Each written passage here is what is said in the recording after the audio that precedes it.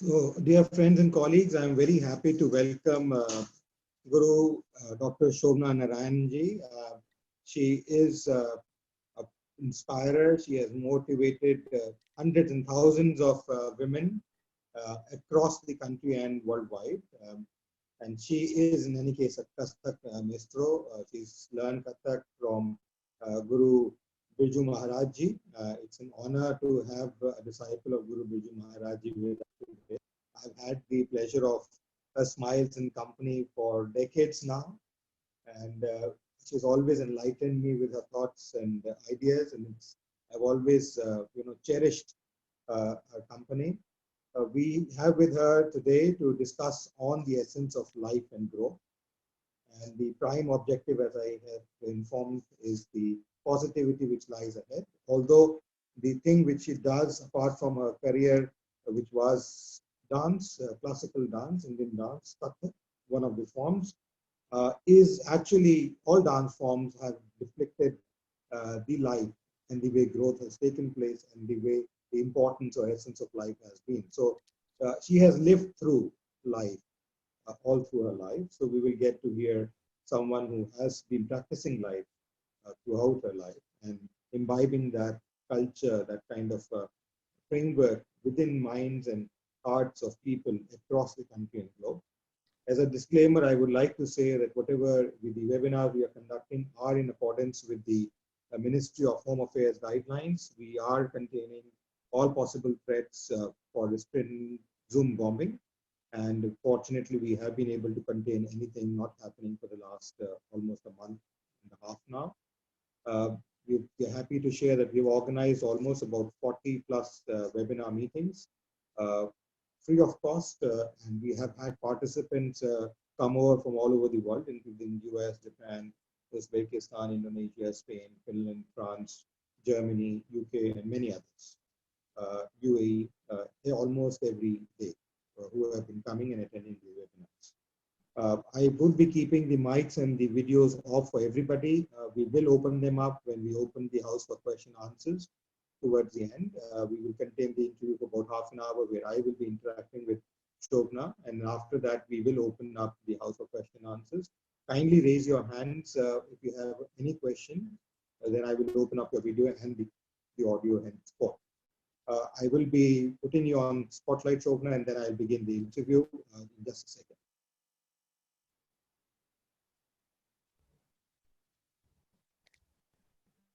Great. So Shovana, before we begin, I would appreciate if you can throw some light on your journey in life from the very childhood when you started learning dance with Guru Birju Maharaj ji. And before that, I must also introduce that apart from Kathak as her love and life, she has contributed a prime life to serving the country. She has been, while she retired, prior to that, she was Special Director of Commonwealth Games 2010, and then also she was Director General of International Center for Information Systems and Audit, which is under the CAG. She is IAAS batch 1976. She was also recognized for her service to the country with the Padamshri Award given by the Honorable President of India in 1992.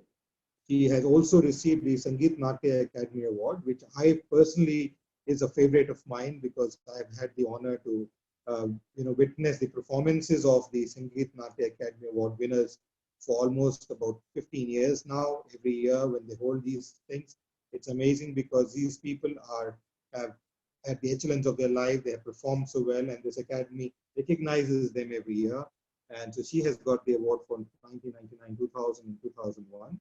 We have also had the honor of having us on the advisory council of the Indian Institute of Finance, and we keep troubling her now and then, and she has never said no for anything ever I've asked her for.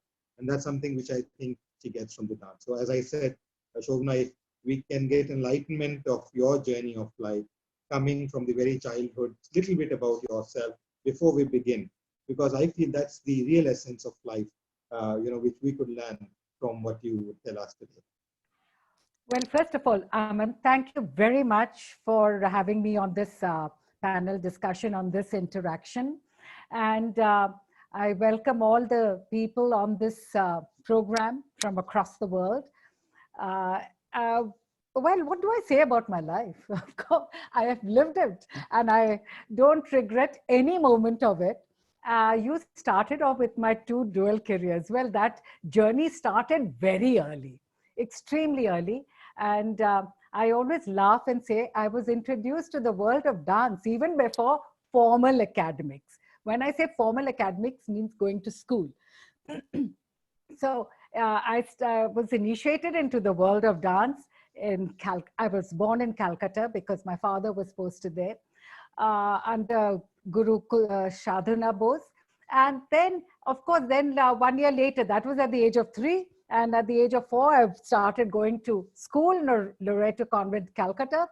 And thereafter moved to Bombay. And then it was Guru Kundalal Sisodia, from whom I learned. When we came to Delhi, it was Maharaji became my guru in the year 1964. We moved to Delhi in 63, 62, 63. And 64 to 76, till I joined service, I was under his mentorship, training, guidance, everything. And so but throughout, academics continued. And I loved physics, by the way. I just loved science. At that point of time, I didn't like history, geography. I love mathematics. I love science.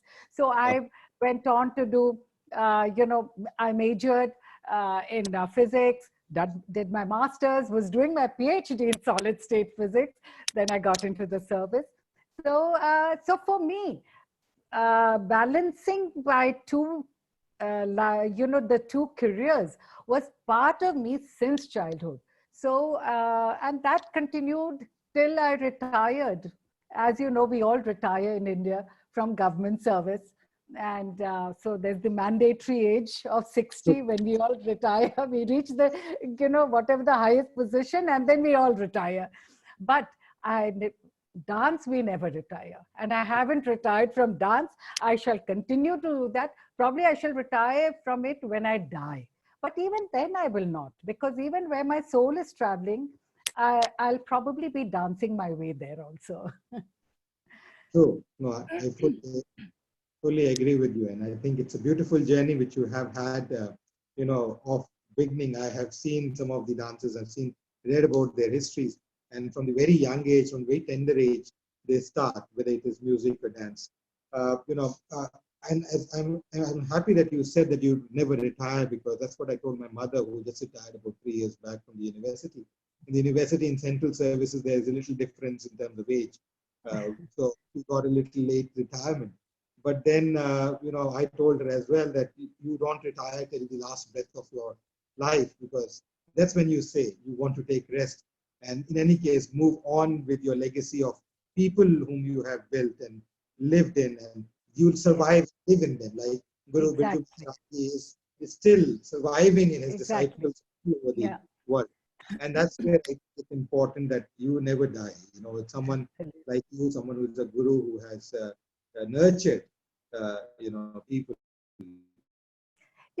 Actually, Aman, people are not important. The work that they do and what they leave behind in terms of legacy is their own behavior, their own, how their relationships. Will they be remembered with affection, or will they be remembered with some other eyes? Or maybe they become an example, a positive example, or they become a negative example. As we've seen, the Second World War brought up certain negative examples. So things like that.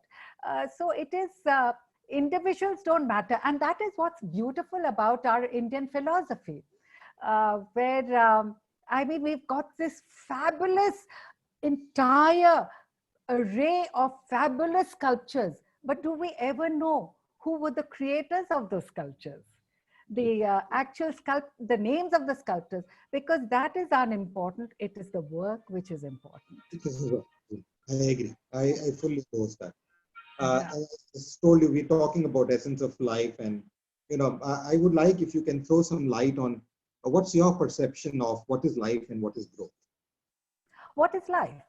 Well, for me, life means first of all, it's beautiful. I think it is, it has so much of diversity in it. There's so much of different, it offers you a fabulous canvas of emotions, of experiences, of colors. So when I'm talking about experiences, it encompasses everything, and it's full of challenges, and the beauty lies in the challenges, because it's full of the ups and downs. Had it been just constant and it was only X, X, X all the way, I think it would have been rather boring. And challenges, I think, brings out the mettle of a person. Challenges helps each individual to grow. And for me, that is that we are all developing, growing, learning at each and every moment of our lives. It's not only that when I'm learning even today from what somebody might have just said. One picks it up, how someone behaves. You suddenly realize, what is that a behavior?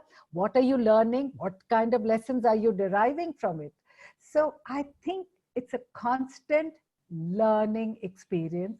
It's a constant, it keeps giving you challenges. And I think it's determining your courage, it's determining your mettle, it is determining your passion for what you do, and it is determining how you grow, is how you meet those challenges, is also how you grow. True, I agree. Shona, I was reading somewhere in the speaking tree, and this came to me when I was reading it. Do you think is life inherently unpredictable and insecure? I would say life, of course, is unpredictable. You cannot predict. You might chart out whatever you want, but tomorrow something else might come. Who thought COVID-19 would come? Everybody had charted out their lives and were going about lives in a certain way. Suddenly, one day, life changed for everyone on this globe. And but now everybody's learning how to combat that problem, how to live with it, and how to come out of it with a positive frame of mind. So it is full of challenges. You can chart it up to a certain point, but then you have to prepare yourself, be prepared that there will be an unforeseen factor in that, which will come your way. Sure. So how do you personally induce certainty in uncertainty? Well, that's part of the game. You have to take it. There is an uncertainty within that certainty. You might be certain that something that's going to happen, but there's still a large element of uncertainty. It is a probability. True. The question of, when we are talking mathematics, etc., the whole thing is of probability. You can talk of certainty in certain, but there's a probability that there's an inherent amount of uncertainty in it. The extent to which, it depends from situation to situation. So you have to be prepared mentally and emotionally. Physically, you might be, but the whole question is how your own attitude to be able to prepare and be prepared that there is uncertainty, large amount of uncertainty even within that certainty. Sure. No, I fully agree. And I always believe that one can induce certainty and one must induce that certainty, and we all live in uncertain times. I was going through, Rig Veda's saying, which said, not in Hindi but in English, if you want to enjoy the fruits and happiness of life, take up systemic planting of trees. Now, in absolute terms, yes, it means planting of trees, but what does it really mean when it comes to life? When we look at life, how do we see that particular saying, and how have you seen that particular saying in your life? You have been growing some trees all across the globe. It applies to everyone. It's a very general kind of a thing. And for me, reading Rig Veda or reading the Bhagavad Gita every time, every shlok takes on a different interpretation and connotation every time I revisit it. Because one little sentence has so many different interpretations, so many different hues, colors. And just as one of the colors is that each one of us is like a tree. if your foundations, if the seed, and you nurture it well, it will grow into a good plant. And if you nurture it well, look after it, care for it, it'll flower and fruit, that True. tree. But and it will, the roots will be firm. Any gust of wind is not going to sweep it away. So the whole your life, each person's life is like that tree. And each tree, and the whole thing is that what kind of a tree are you going to be? Are you going to spread fragrance around? Are you going to be able to fruit and share the fruits of the kind of person you are? So I think there's so much of depth in one little sentence of the Rig Veda, and particularly, and this has a whole host of meaning, and I subscribe to it completely. Shovana, I would especially want to ask you, how does one celebrate life? You can't, how does one celebrate life? You celebrate. If you have an optimistic approach to life, you take life. I think that every moment is a celebration. You don't have to do anything else. You celebrate it because you are taking life with the, in its right spirit. And you are enjoying what you, even you're enjoying the challenges, you're enjoying the obstacles, and not saying, and be dejected and say, no more for me, I'm doing this, etc. Life is finished for me. So I think if you take everything in, it's the spirit with which you take, and it is you either in mathematical terms you can reduce your life to a cipher, or you can take it to towards the 10% way. It depends on how you take it. So every moment for me is a celebration. True. Every relationship is a celebration. Every experience is a celebration. Every day is a celebration. True. Again, I can't differ. I was reading somewhere again about spirituality. Do you think positivity gets inspired by spirituality? Are they different? Because in a way, what is spiritual? Spiritual is that you have faith in something.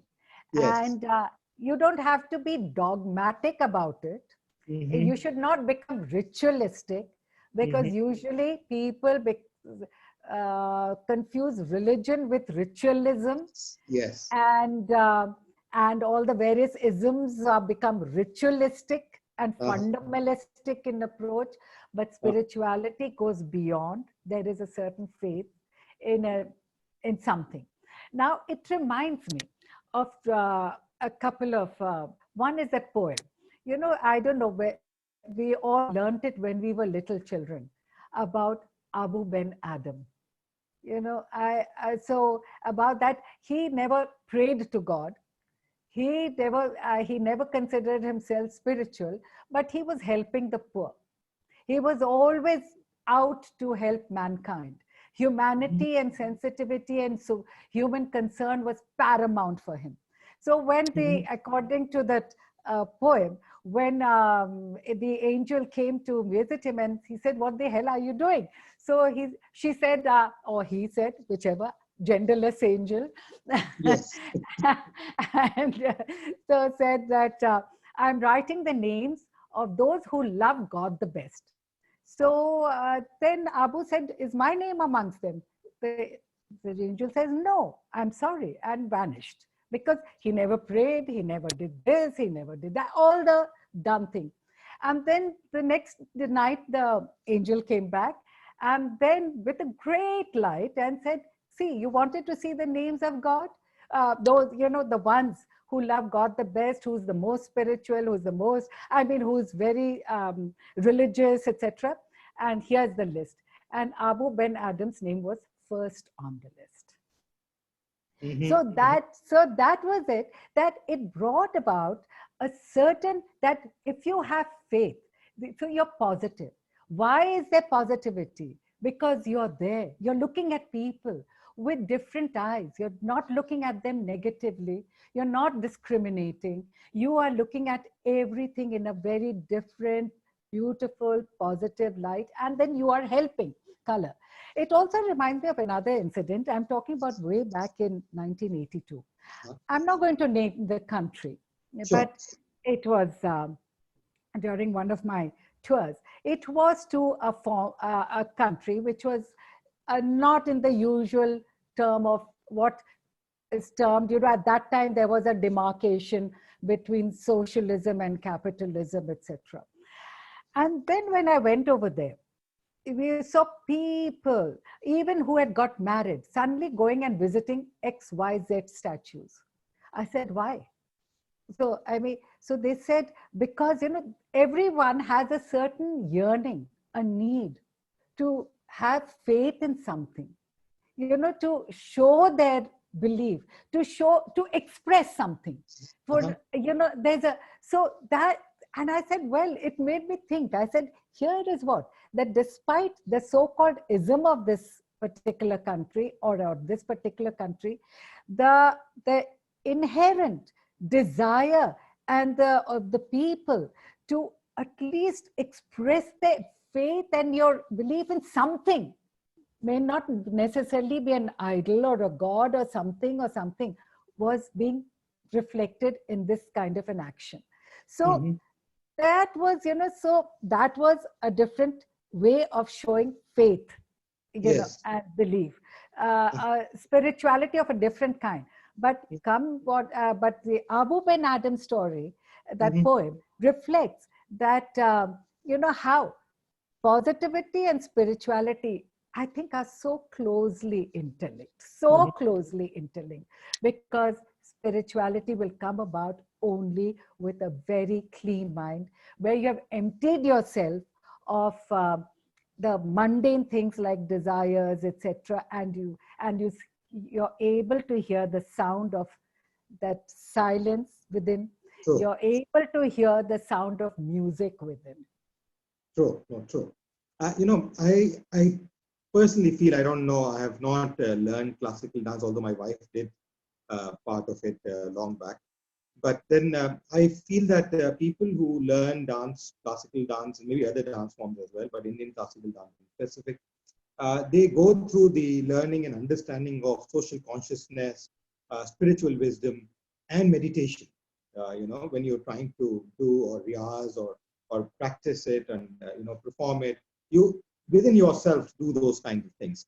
How does but then they learn it while they're doing an activity of a dance and learning the dance itself. So they learn all these things as well. But not every one of us does that. But how do you correlate them with the essence of life and growth, as a matter of fact, all these three, that is social consciousness, is spiritual wisdom, and meditation? See, in the context of learning classical dance, what is important is that you start learning something about your basic culture. Every culture is beautiful in all countries, and it grew, and that culture and the philosophy grows out of the environment, the climatic conditions, the way the people. So there are commonalities in all. The basic values don't change. How it's reflected changes. Now, within this, the importance, what you said, that you see this in classical performing artists, is that that when people are generally, people are engulfed with the and sort of with the daily pursuits, of survival. Yes. When it is a question of survival and all the daily pursuits, and therefore there is an emphasis on certain other aspects of life, I think one loses track of another most important part of nourishment that is required for that being. True. Classical performing arts, in the way it is taught, in the way, all the things are coalesced that you're talking about, what are the classical Indian performing arts? you are talking about values, which are encapsulated in the legends and deeds of the Devis and Devatas, the deities. And though that encapsulation of that which is manifesting, which is in which there is a certain message, a message of value, I think even a normal child who's learning it without realizing it starts imbibing it. I mean, he learns it as an item or something that's to be done, but starts imbibing it. And then, and that is the reason why in our Indian philosophy, I don't know, this is a common example I've been giving the whole time, right through the several decades, is that when I see Indian iconography of the deities and the iconography for the goddess of wisdom and learning happens to be goddess Saraswati, and she's not shown with books, but she's shown with the veena. Yes, yes. An instrument. How many of us even bother to understand why that iconography came about? What was the need? If I also look at the Indian philosophy iconography, all our Devi Devatas have all been made out to be great artists themselves. Yes. Look at Shiva. I mean, he was the Natraj, the Lord of Dance. Look at Krishna, the greatest flutist, and again a dancer. So everyone has that. So what is that hidden message? What is that latent message? The latent message is that within each one of us, we have the extremities of emotions, right from the beautiful to the most ugly. And which manifests it. So now even our daily deeds should be in such a manner that it should bring about a harmonized development of the inner soul, inner being, of the inner emotions. True. Is that happening? And probably that is also the reason why that our iconography is speaking, but yet how many of us bother to hear it? You know, talking about specially abled people. I remember when I first did, I was working with them since the 90s with the specially abled people. And when I was touched with the kind of sensitivity they had. Yes. You know, for example, I'll just quote an example, the kind of sensitivity which we, all of us, with all our faculties intact, I think many, I'm using the word many because some do have that, but many are seeing, but are unable to see. Many can hear, but are unable to hear. Yes.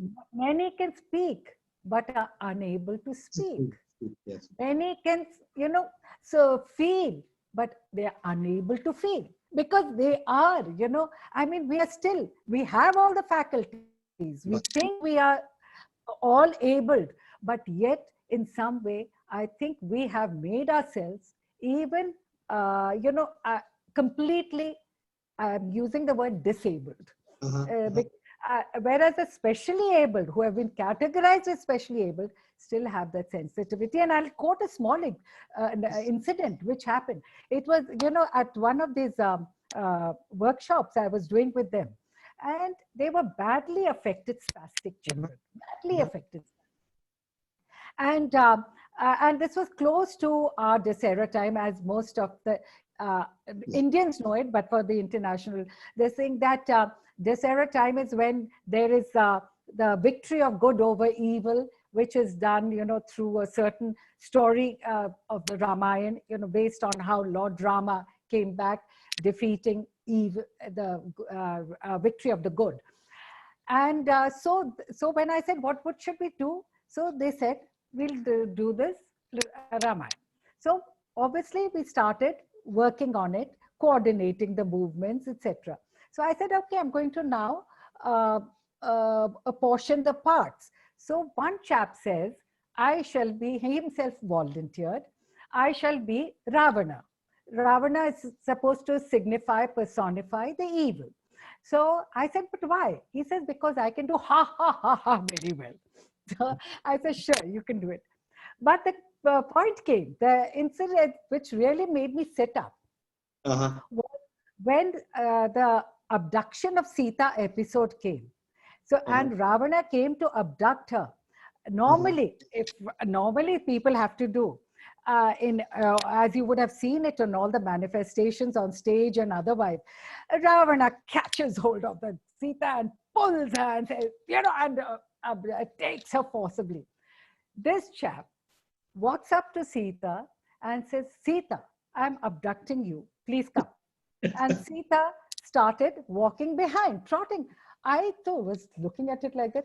I said, you're abducting her. Won't you be, he's going to resist. Won't you be taking her forcibly? So he says, man, no. I said, why? He says, she's a girl. I have to respect girls. Now Uh-huh. look at this. Even though I'm abducting her, but I'm respecting girls because she's a girl. I just sat down, I said, what do you say to in front of this logic? But I just said, look at that sensitivity within such a terribly spastic affected child. Look at Correct. that. Correct. So we don't have that. We hear of incidents all across the world of just the opposite kind everywhere. Correct. No, So no. that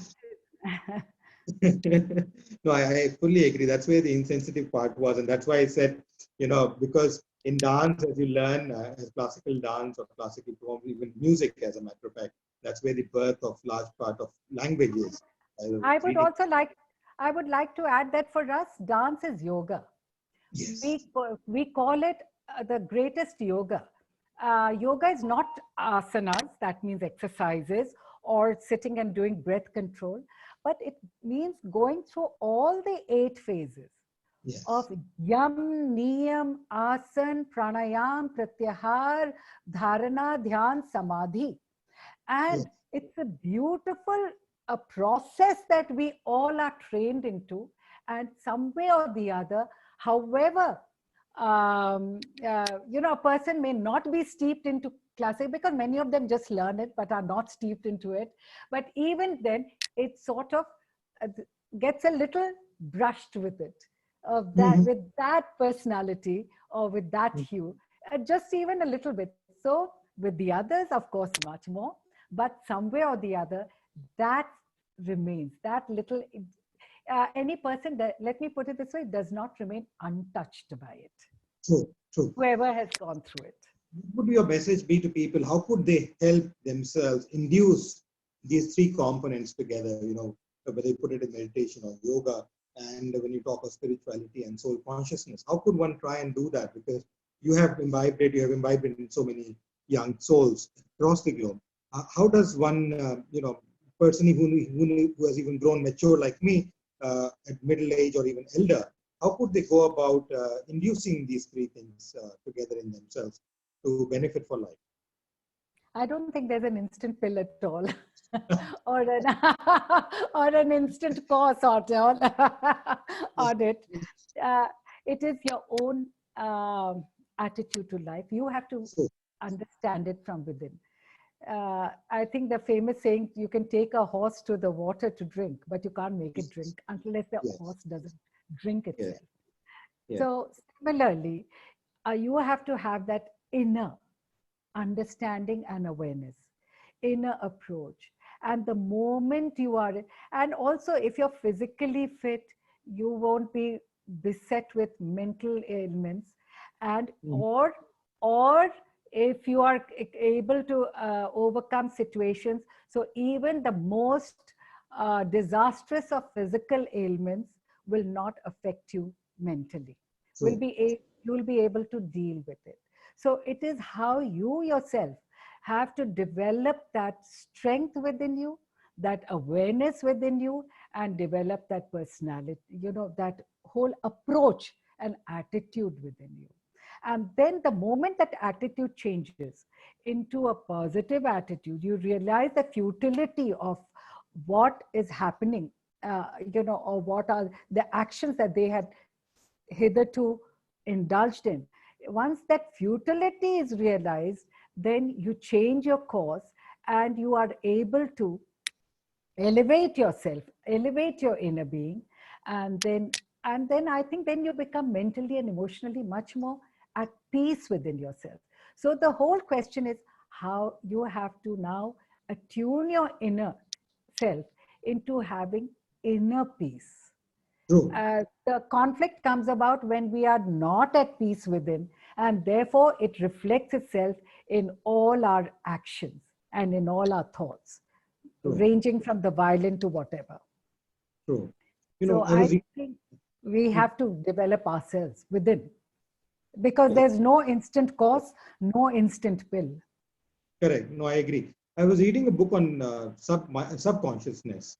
And, that book, time and again, the author kept talking about the positivity and how does positivity help. And, the way you think positive and you look at things positively, that actually goes back in your subconscious mind. And ultimately, your role of actions also, as you mentioned rightly about attitude, turn towards a positive framework. So, I'll just add one thing, that every human being, if the moment you realize that every human being has a positive side as well as a negative side. correct. Correct. So why, and then first is also to hold a mirror to oneself, introspect. What are your own positives and negatives? And so if you start addressing, if you want to see only the negatives of the others, perhaps others are also seeing only negatives in you. Correct. So, because no one is perfect.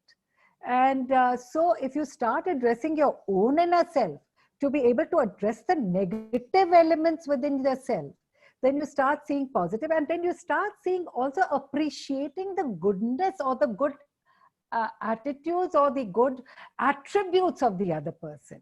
True. Or of True. the situation, as to what have we learned even a situation. So I think it is our own ability to reason, to be judicious, will have to come from within. We have to. And so be able to be judicious in our reasoning, and to be able to appreciate differences, to be able to appreciate and learn that there cannot be just one hue or one color of thoughts, of actions, of ideas, but there are so many, and therefore it makes a whole bouquet. And that is what life is all about. Even when God created the world, or this world was created, whoever created the world, I mean, he made people so different. He made Yes. each and every geography and topography so different. So it gives you, so I mean, you have to appreciate the differences. So I think, so that, even say Ravana had his good side. I mean, look at the great Sanskrit scholar he was. He was such a great scholar and unbeatable scholar of that time. Yes. So even at that point, when he's leaving his breath, his last dying breath, Ram tells Lakshman that please pay respect to him, because here is a great scholar. I mean, unbeatable scholar. And so we have to respect that goodness, that great attributes, the positive attitudes of that person. True. So. True. No, it's beautiful. Shovana, we're living in uncertain times, as we discussed before. And, when I look back economically for last almost 20 years, every now and then some of the things have been happening. It's a lot of negativity has grown up with slowdown, sluggishness, banks, NPAs, trade wars, crisis, world financial crisis, and IT bubble busts, and so on and so forth. It has been going on. And you have seen large part of it both functionally, but artists have always been very optimistic and, have grown off it, per se. But how do you really see the next 6 months to a year shaping as an artist? Terrible for us in terms of livelihood, in terms of, because you see, all artists are self-employed, at least in the Indian scenario. Yes. So in the Indian scenario, we don't have that kind of a thing of being a part of a company, except maybe a few. but those are here and there. I mean, it's just a minute drop in the ocean. But 99.999% of the artists are all self-employed. And and of them, you have so many categories. You have the very well established, then you have the established, and there's a little less established, and so on.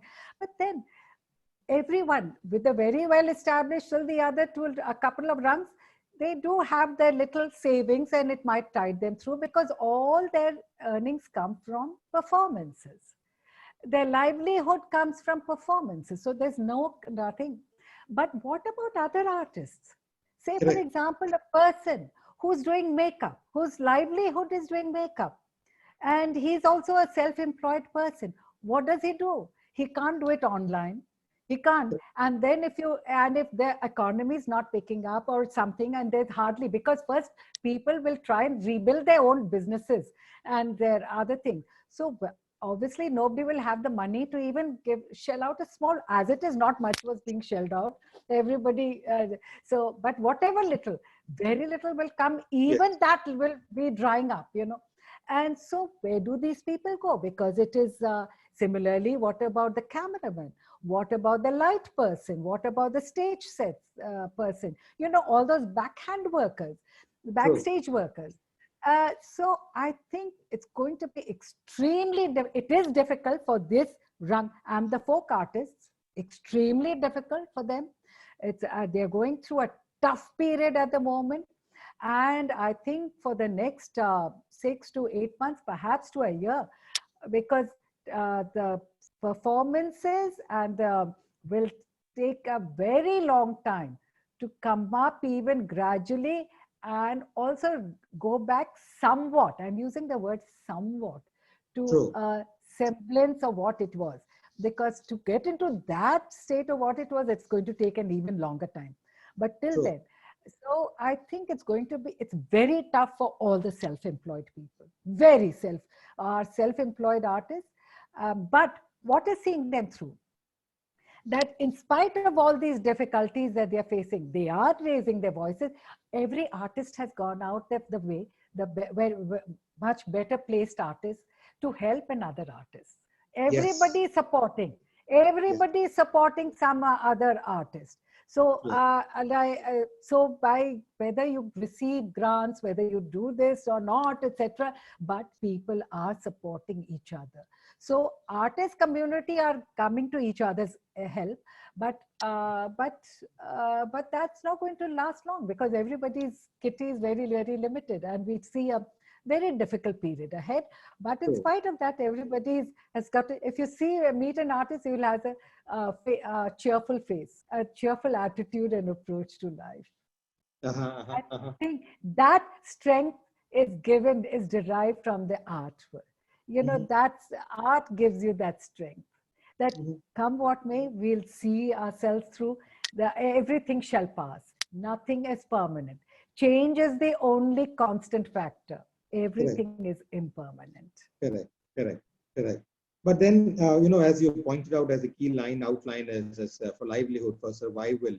Do you think life is all about money and power? At the moment, unfortunately, at the moment, people have the one with power and money rule the roost. But that has always been the case in every yoga, and that people with power and money rule the roost. And it's no different today, and it'll be the same tomorrow, because some way or the other, that has been the way of the world. It's very few amongst them who recognize another aspect of that XYZ, of that there are others. And everybody also, this is again another rule, human, this thing is that everybody is recognized when they are in position and in power. As long as they are in chair, yes. When they're no longer in chair, very few of them are recognized. So, so I think that has been part of yesterday, it's part of today, and it will be part of tomorrow. Correct. I don't think we are going to get away with it. The question is how, at individual levels, let each one of us try and become more evolved beings. No, I agree. The importance of money and power remains, and we can see that in television and newspapers, the way world has got influence in the past and for sure in future. But when it comes to life, do you really feel that one should keep running after them and stress themselves out when it comes to understanding life, building happiness in life? Because I feel personally that there's more to them, which actually ends up building happiness in life. I think they are very personally. I mean, I may be wrong, but I may be completely wrong.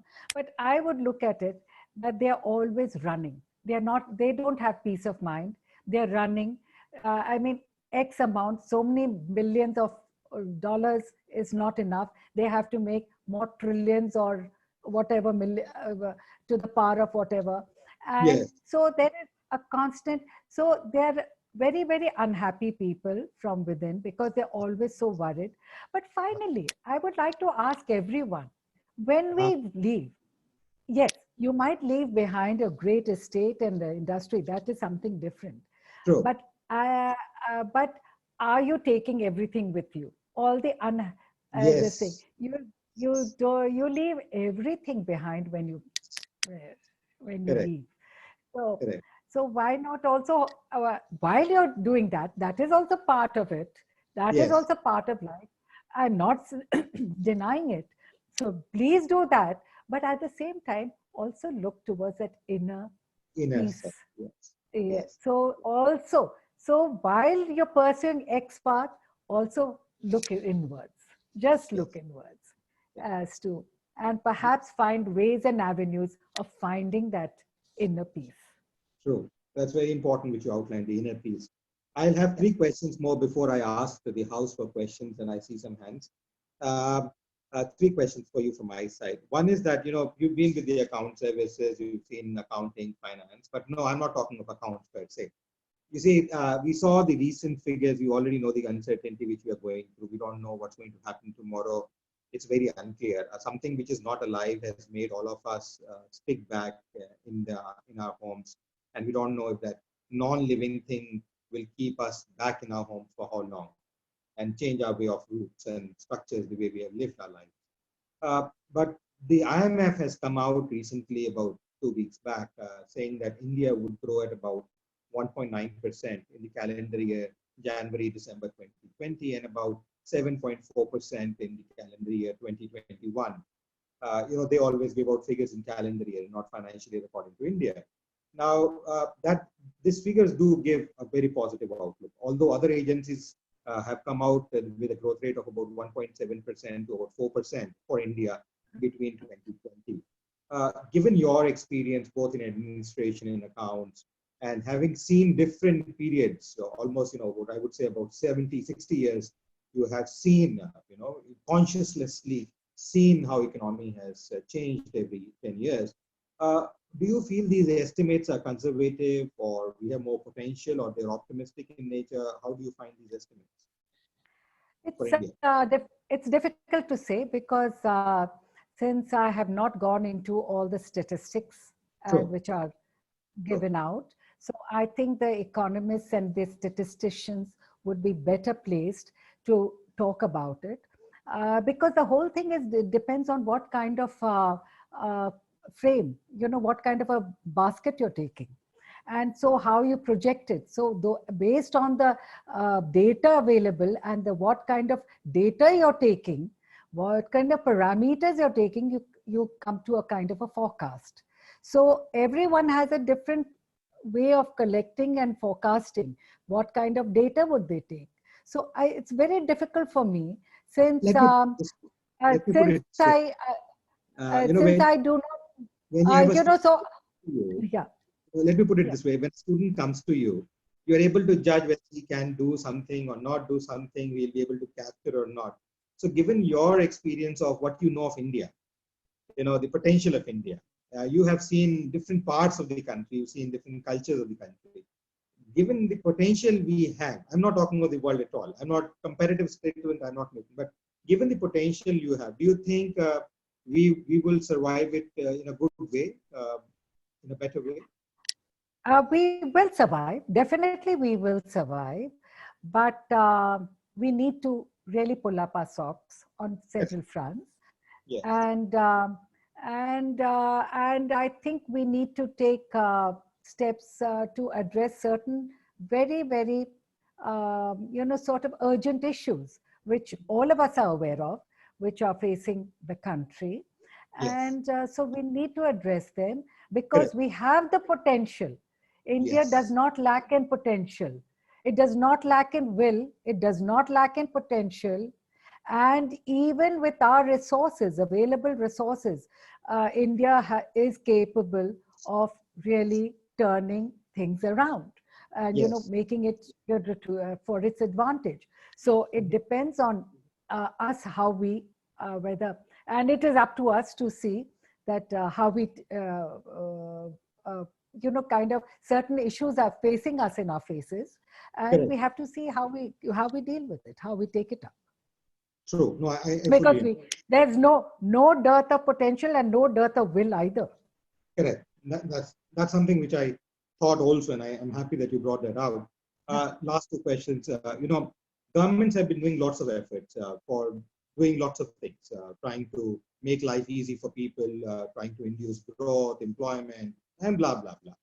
But what do you think, having worked in the government in the past, and having been associated with real life sciences, which is dance and artists, how do you think, what could the government do to induce happy living and growth? Not just growth as a matter of figures, but growth which you see, where you live growth, and you induce happiness.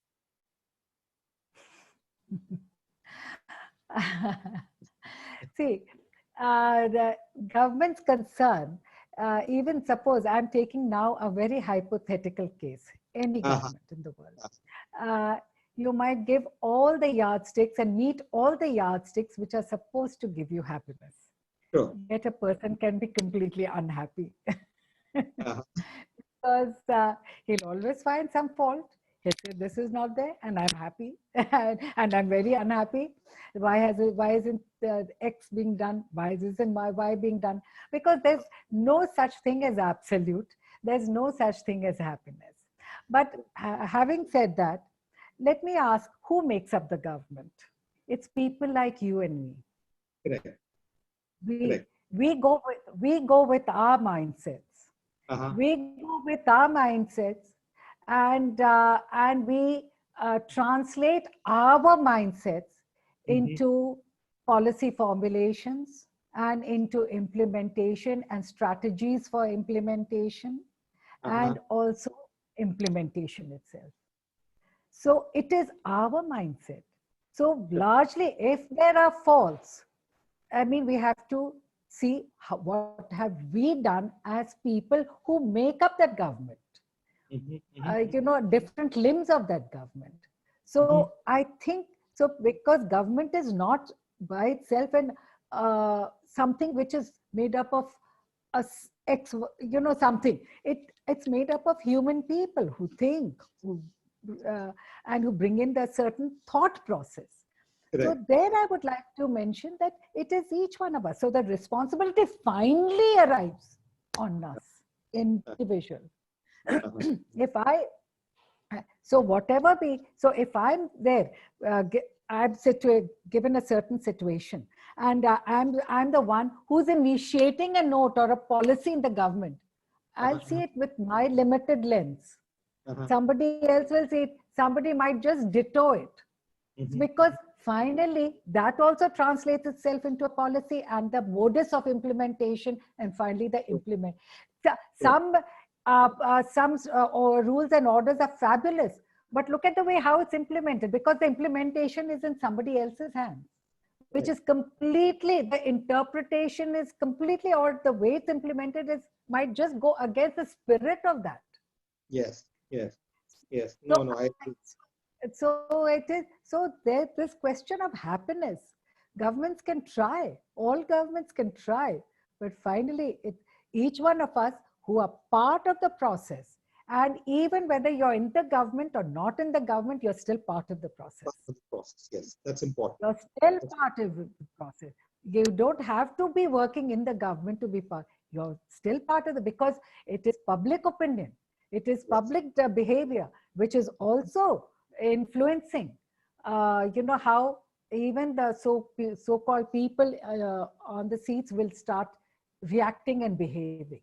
So each one is responsible to whether we achieve that ultimate state, which you say everything is happy, and it's it. So I think finally all responsibility and accountability devolves on each and every individual. Yes. My last question to you, and I'll open the house after that to questions. I'll request everybody to raise their hands who would like to ask a question. Your advice to the youths and the students who are going to be our future, who are going to make the countries tomorrow. See, I would only say one thing. Today, we've become an instant culture and a robotic culture. We seem to be becoming. So there's no such thing as instant. Instant success, instant name, instant fame, instant what, and instant what. And that each one, unless whatever vocation you choose, whether it is X vocation or Y vocation, or try to go into the depth of it. Try to understand the subject itself.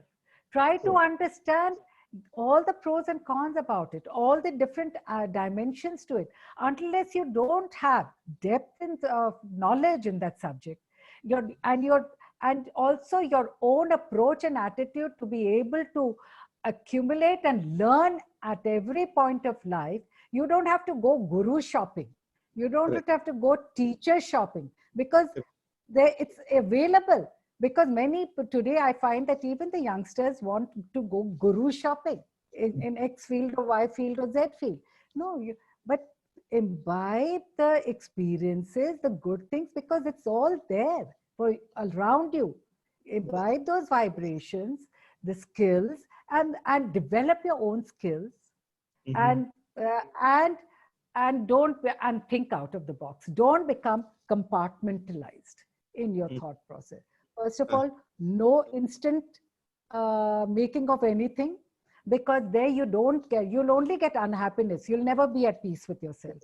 I think the happiness, the joy, inner joy in your own perspiration is very different. And also never lose the ability of learning every moment from anything and everything in life. And the third is that you should be able to accept criticisms and learn from it.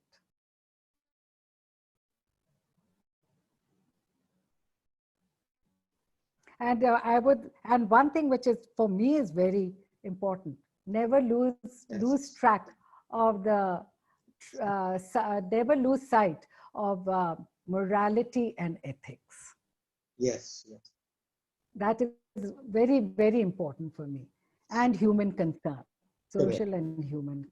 Yes. In fact, the last 2 points which you mentioned are key, because of the influx of this internet-based systems, a lot of people are losing both of them.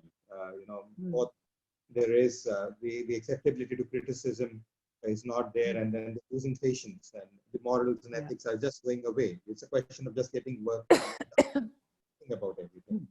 So I have a couple of questions now from here. I will move you out of the spotlight and then put in as well. I saw Professor Kashi Balachandran from NYU Stern, US, who was here. Let me just see down. There's late in these. Who's not there? But then we see Junzo. What I wanted to ask, Junzo, I'll go to you. Sorry.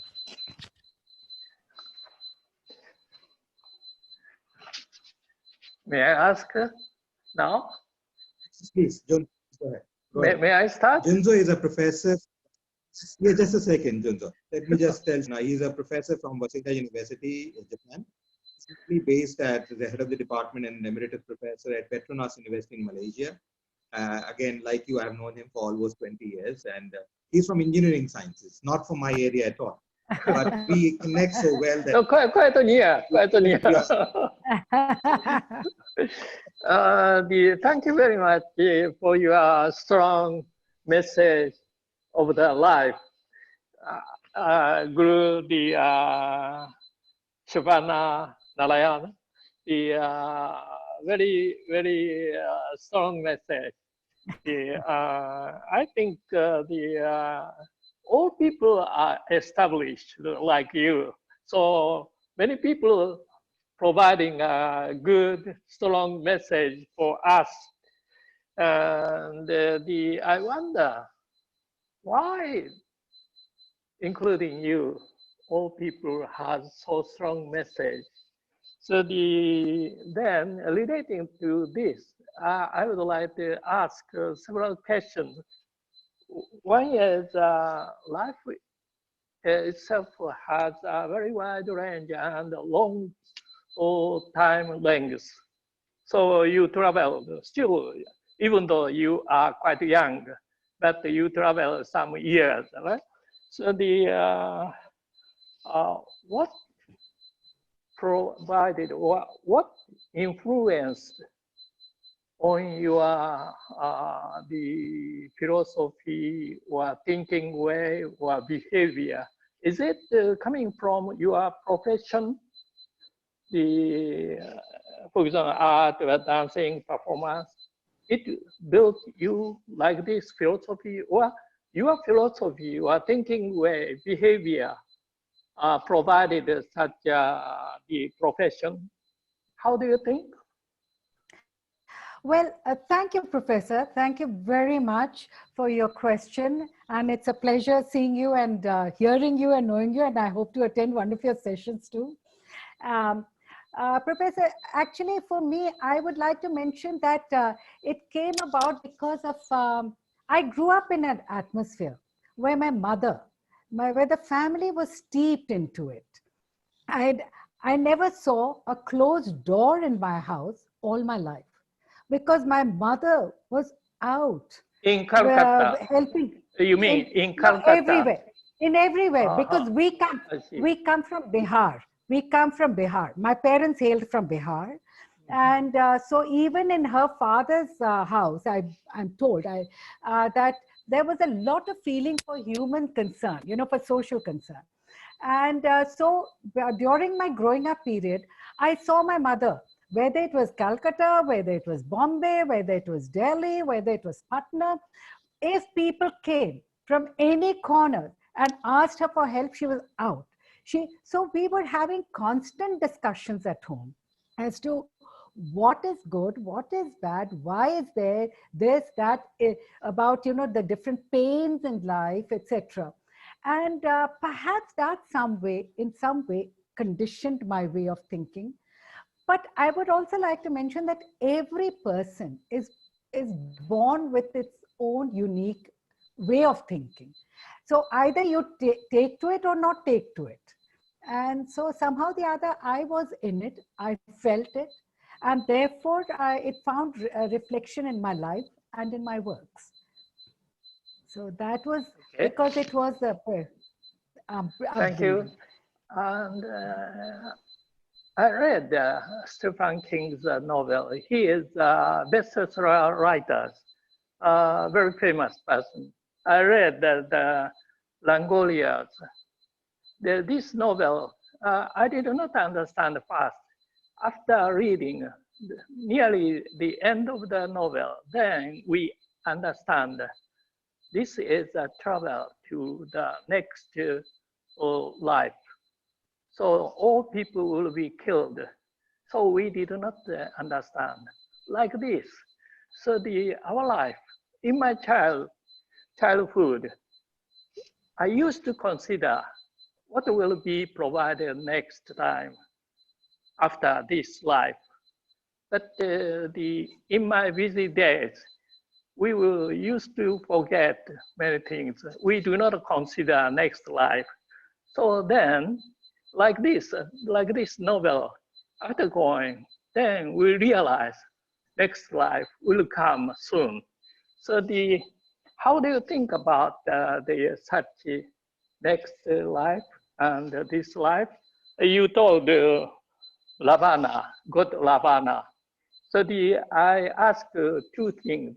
This one, next life. So you are quite positive, like the challenge. How do you link between the next life and this life? Do you have some concept? And next, you told the icon. What is the icon of your life? You did not tell the icon itself.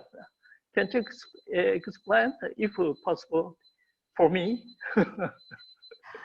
See, for me, I don't have a particular icon in a person in life, but yes, I have for me, what has influenced me a lot are the teachings and the sayings of some, like of the Bhagavad Gita, parts of the Rig Veda, and so on.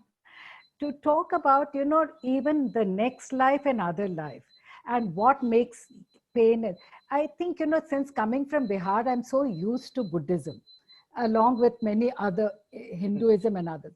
And when you think of Lord Buddha, and that even when he was fasting himself virtually unto death, he suddenly realized that that is not the way. And that was the point of enlightenment.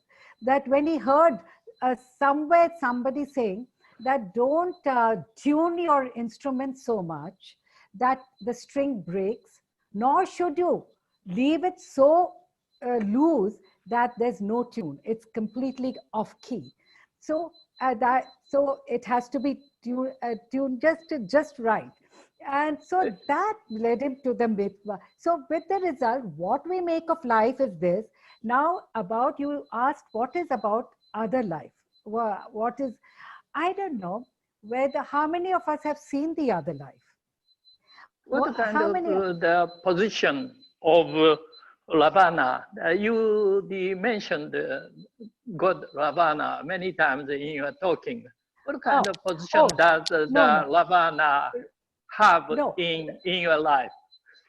No, Ravana is not taken as a god. Ravana, not God. I use a word. I see. No, he's not. He's not taking. He's this one as a god.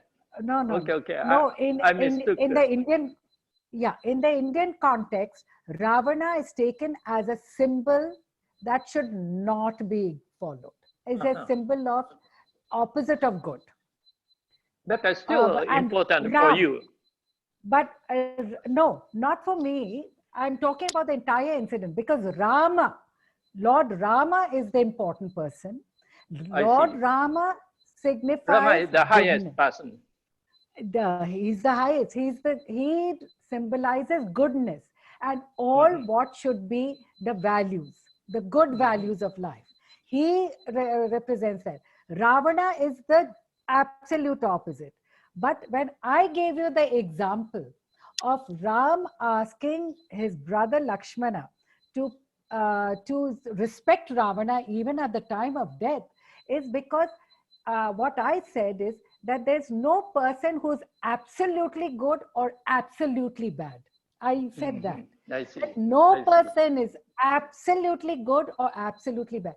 Even a bad person whom we consider bad and evil, like Ravana, had his good side because he was a great scholar and a great devotee of Lord Shiva.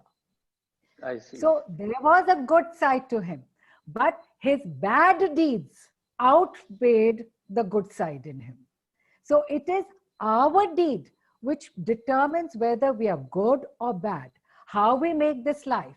So Ravana came to a terrible end. So he was killed because goodness finally prevails. So even if a person is cannot be 100% good, there will be at least some element of where it will be doubtful. So, but even if all his deeds are 97, 98, 99% good in the benefit of mankind, benefit of people, benefit of environment, benefit of surroundings, then he is considered good. And Ravana was just the opposite example of Rama. That is why. Thank you very much. That. I see. Ravana is certainly not taken as a as a as a as a god figure. No way. Not in Indian I will scenario. check after that. No, not in Indian scenario. Indian scenario, Ravana is taken to be personification of everything which should not be there. that means evil.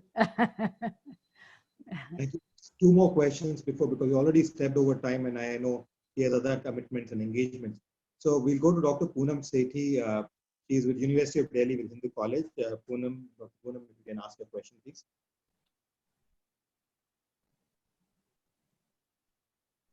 Just a second. Poonam, I can't hear.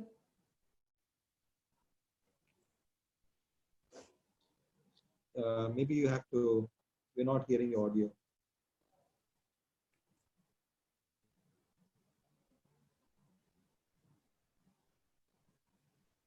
Just a second.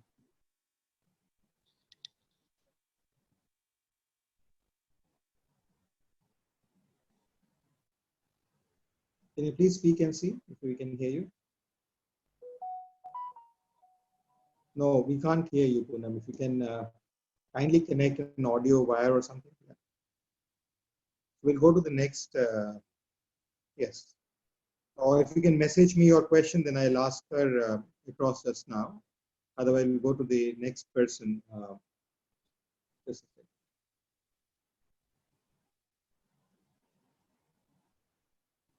Dr. Yamini, if you can ask a question, please.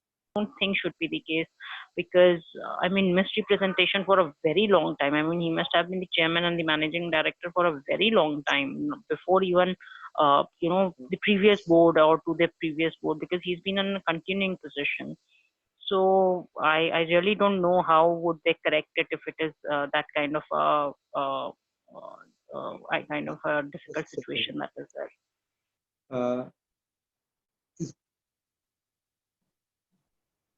I think we're not able to get. Poonam, are you able to speak? I'm sorry. If you can message me your question, then I'll ask Shovana. But I need to let her go also.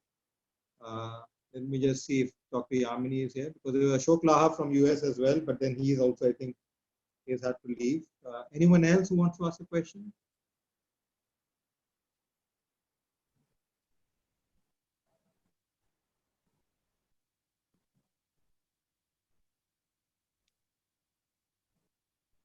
Okay, so then I think, Shovana, we will end up here because I think there's some technical glitch which we are facing today. In any case, thank you very much and for being with us and sharing your point of view. It's important that we understand the perspectives. And as I said, I also read another saying in the Rig Vedas 189-1, which says, "Let noble thoughts come to us from every side." And that's where I thought, to have people from across the globe come up and express their views on the essence of life and growth. And that's what made me start this. And the other aspect was that I wanted to bring in positivity because there was too much of negativity I was reading, seeing, and I was tired of it personally. Let us not devolve into chinta, so that we become, living chittas. Correct. So I will now thank you. Before I do that, I need to inform people what we have in store for them today and tomorrow. Before I close the session today, I'll just take a second for that. We have today afternoon Professor Deepak Vora, who's been an Indian ambassador and also a special advisor to large number of prime ministers in Africa, speaking on the coronavirus and India's secret weapon and so on and so forth. And then on the 11th, that's Monday, tomorrow we don't have any session, but on Monday we have Dr. Chandrakant Panda, who has been head of the department at All Indian Institute of Management Sciences, AIMS as called, and also he's a person who has worked on a large number of diseases, problems. We're not going to talk of corona, but life, and he's also the president of the Indian Coalition for Control and Iodine Deficiency Disorders. He's worked extensively. He's got awards from the UN as well, like we have most of the Araris. And apart from on 12th, we have Purnima Warrior.